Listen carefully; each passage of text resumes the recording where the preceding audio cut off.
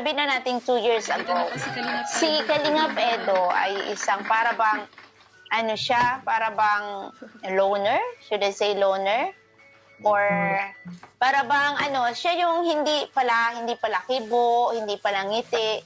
But nowadays, napapansin ko na si Kalingap Edo madali na siyang i-approach. Pa-share po ng Happy, smiling face. Parang sobra siyang inspired. para mas marami Is it because of Baby Viancy natin?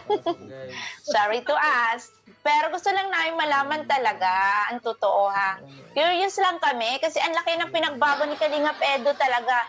You look younger, you look more handsome. Tapos basta iba ang dating ng Kalingap Edo ngayon. Ibang-iba kaysa noon. Kung napapansin kasi namin, pinag-uusapan namin dito sa Karaba, ang laki na pinagbago ni Kalingap Edo. Mas lalo siyang pumogi, bumata. Tsaka ano, parang ngiti. Is it because of Beyonce? Sorry to ask. Siguro, pero Ayun, siguro, yun na yun.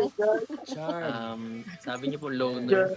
Siguro dati po, pero ngayon hindi ko masabing loner. Parang sa akin, Okay. parang mas alam ko yung sarili kong gusto kong gawin sa buhay. Parang minsan alam kong parang minsan iniisip nila na parang bakit si Edo laging nagsosolo, bakit si Edo laging parang iwas sa mga ibang kasamaang K-boys or ano pa man. Sa akin syempre para parang syempre alam ko yung vision ko nakatutok ako sa vision ko, sa ginagawa ko, sa pagtulong natin dito, sa pagtulong ko sa channel ko at palaguin yun at syempre pag-improve ng sarili ko. Wala na akong ibang oras kundi hindi pagandahin yung mga bagay na yun. At hindi ko naman pasensya sa mga ibang kasamahan na hindi nagugustuhan yung ganong ugali ko, pero ganun talaga sa ulit-huli sarili mo lang din naman ang tutulong sa sarili mo para umangat ka. Tama. Correct.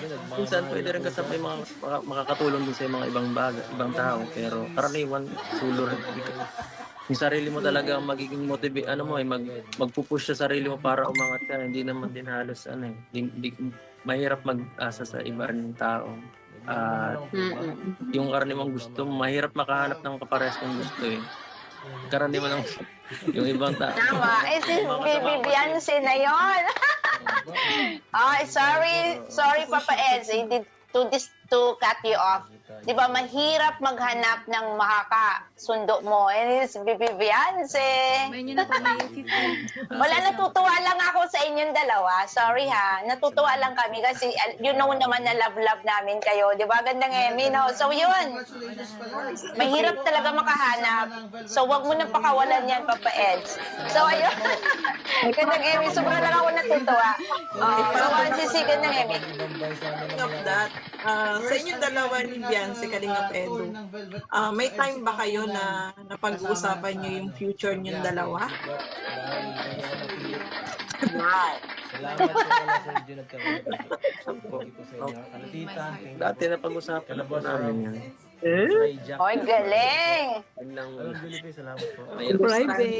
Bakit kinikilig tayo, ano? Natutuwa lang kami sa kanila kasi love namin sila. Dugtungan ko yung tanong ni Gandang Amy. Dugtungan ko.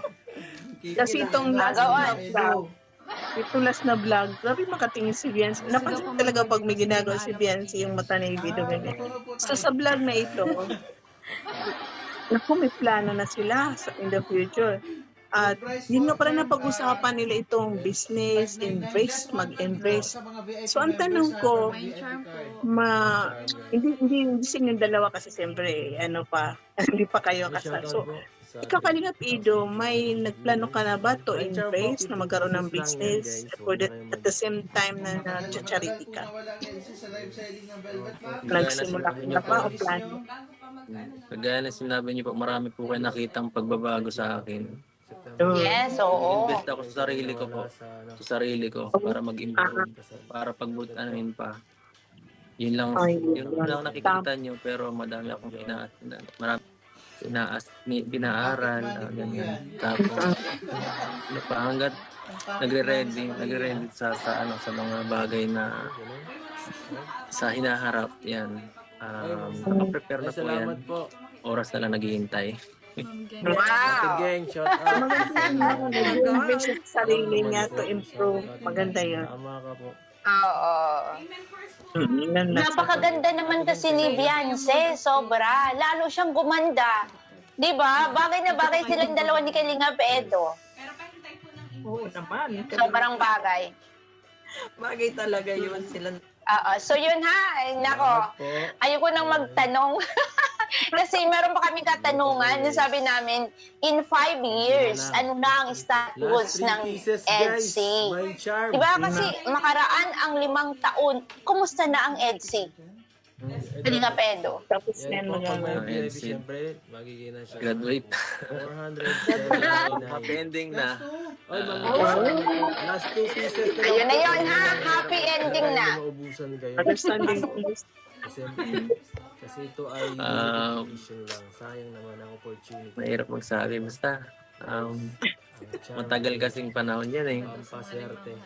Baka, Konting panahon baka na wala lang na kayo yan. mapanood na EDSI. Tapos na ang EDSI nun. The end na. Happy ending na eh. Hindi yun.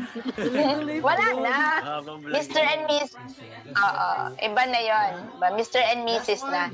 So ayun, ay nako, narinig natin ang mga kasagutan ni Kalinga Edo. Bahala na kayo dyan. Basta ko, doon sa mga nagme-message sa akin, sorry. Ayun, pwede ba namin malaman, Kalinga Edo, yung status ninyo ngayon? Miss din po namin kayo. Shout out po Tita Status namin yun. Miss namin kayo Oo. mga kapanayan dito ngayon. Panoorin nyo na lang Ay, sa vlog ni Kalinga salamat. Prab. Bawal, baka magalit si Ram. Yung bawal Basta, kung ano yung nakikita natin sa video, yun na yun.